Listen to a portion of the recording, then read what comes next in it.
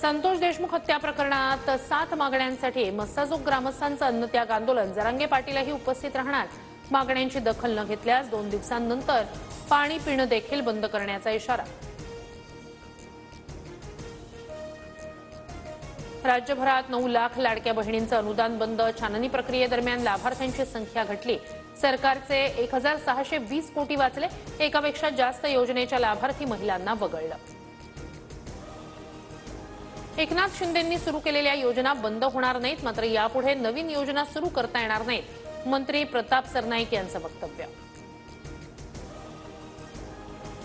कल्याण police station गोळीबार प्रकरणात गणपत गायकवाडांचा मुलगा वैभवला क्लीन चिट. आरोपपत्रात फक्त 2 आरोपींचा समावेश. शिवसेना नेते महेश गायकवाड यांच्यावर गणपत गायकवाड यांनी केला होता गोळीबार.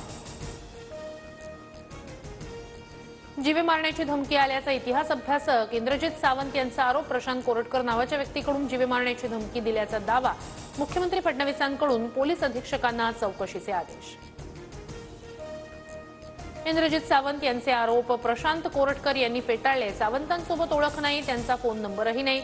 माझ्या आवाजात धमकी देऊन कुणीतरी खोडसाळपणा केला. नागपूर पोलीस आयुक्तांकडे तक्रार करणार. प्रशांत कोरटकर यांची प्रतिक्रिया. काँग्रेसच्या संघटना